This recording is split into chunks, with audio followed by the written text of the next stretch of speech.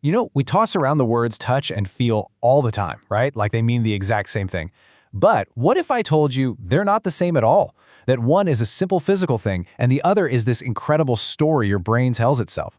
Getting that difference? Well, it kind of changes everything. Just think about this for a second.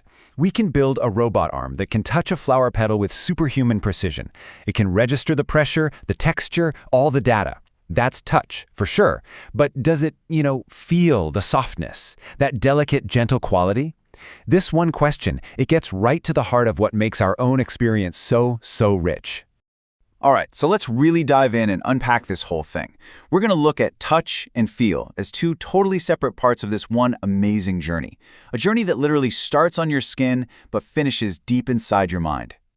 Okay, so this is really the key difference right here. Think of touch as just the raw data. It's physical, it's objective, it's like the ones and zeros a computer gets. But feel? That's the story.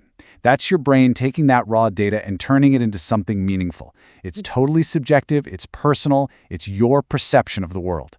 So let's get into the science of it first. Because before your brain can tell a story, it needs something to work with, right? It needs that raw data, and it all begins with the simple act of contact. So touch is really just a biological event. That's it. It's when these tiny little nerve endings in your skin get triggered by something.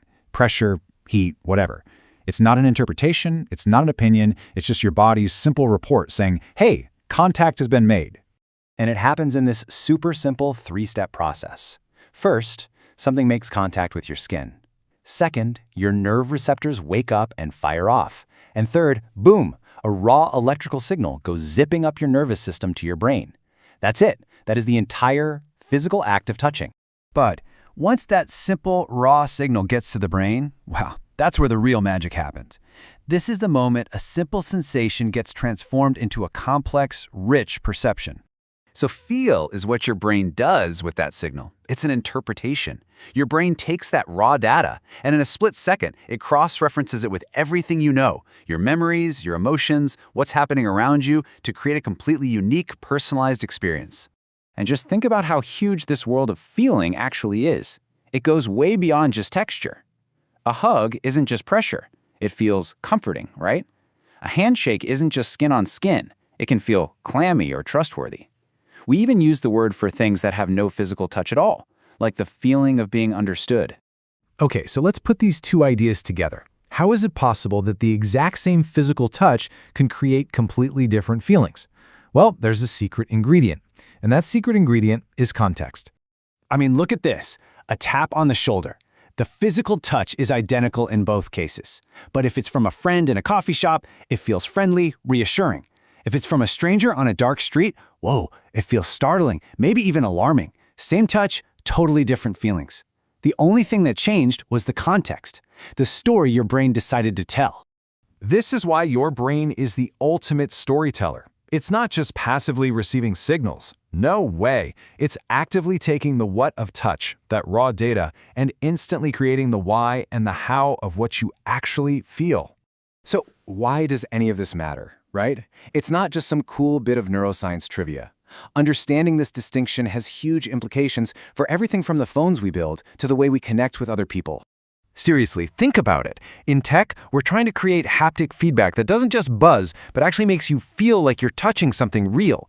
In product design, it's about how a steering wheel or a coffee mug feels in your hand. And in our relationships, a touch is never, ever just a touch. It is packed with meaning and feeling. So at the end of the day, getting this difference helps us be more intentional. We can design technology that feels more human. And maybe more importantly, we can be more mindful of the powerful stories we're telling each other. There's something as simple as a touch. So here's a little challenge for you. The next time you touch something, your coffee mug, your pet, you shake someone's hand, just pause for a second and ask yourself two questions. What am I physically touching? And then, what am I actually feeling? You might be surprised by the answer. And that leaves us with this one last big idea to chew on. As we build more and more intelligent machines, we can definitely teach them to touch. That's the easy part. But the real challenge, the thing that might just be the line between a machine and a mind, is this.